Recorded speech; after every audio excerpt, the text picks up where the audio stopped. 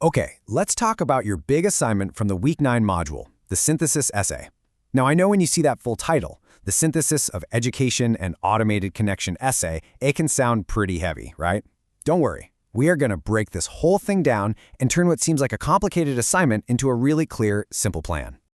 So you're looking at this major essay, and maybe you're staring at the prompt just thinking, okay, where in the world do I even start? If that's you, trust me, you are not alone. A synthesis essay can feel a little weird at first, but that's exactly why we're going through it together today. Here's the goal for the next few minutes. We're going to walk through these instructions step by step.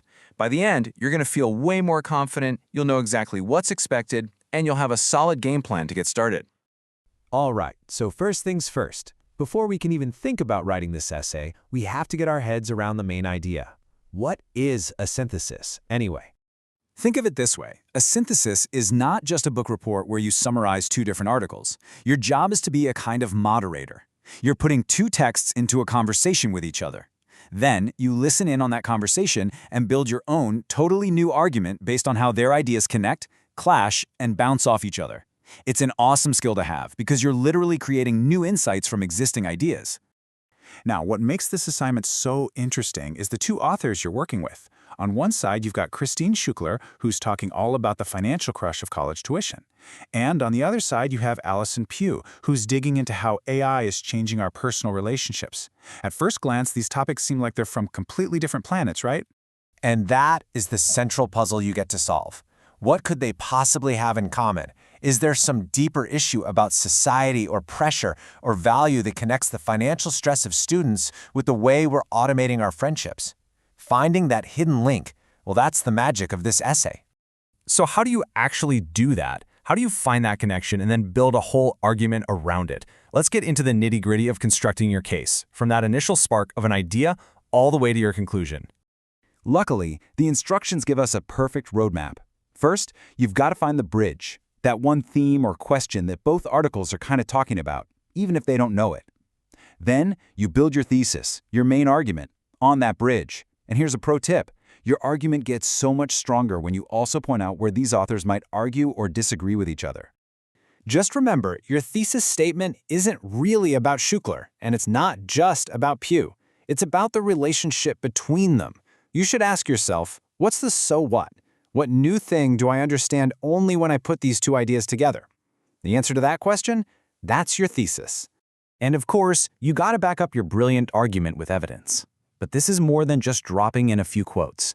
You need to be actively comparing the examples they use, looking at their logic, and always explaining how this specific piece of evidence proves your thesis about their conversation. I want you to look at this question because it's pulled right from the prompt and it is gold. It's pushing you to go deeper. Don't just look at what they're saying. Dig into why they're saying it. What are their hidden assumptions? What do they value? Answering this is what will really make your essay stand out. Okay, we've tackled the big picture, creative stuff. Now let's switch gears and talk about the practical rules of the road. These are the details that'll make sure you get all the credit you deserve for your hard work. First up, length. It needs to be a minimum of 4 full pages double-spaced. You should probably aim for somewhere in that 4 to 5 page sweet spot. That gives you plenty of room to set the stage, develop your awesome thesis, and really dig into the evidence without feeling rushed. And here's a quick rundown of the other technical stuff. You've got to use MLA format for your quotes and citations. You'll need a separate works cited page at the end. And, the basics still apply. Make sure your essay has a clear structure and that you've proofread it carefully. Now, this one is a really big deal. I'm going to say it again.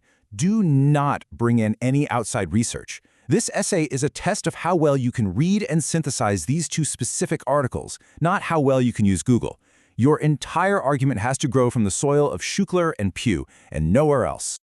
All right, you've got the concept, you know how to build the argument, and you know the rules. Let's talk about those final steps to get you across the finish line. Think of this as your final pre-submission checklist. Before you turn it in, read your essay out loud. It's the best way to catch clunky sentences. Give that MLA formatting one last look. After that, you can hit that submit button feeling really good about the work you've done. So there you have it. You've got a clear plan to nail this synthesis essay. Those instructions aren't a roadblock anymore. They're your guide. So the only question left is, once you get these two authors talking to each other, what cool, unexpected insight is your analysis going to uncover? Now go find out.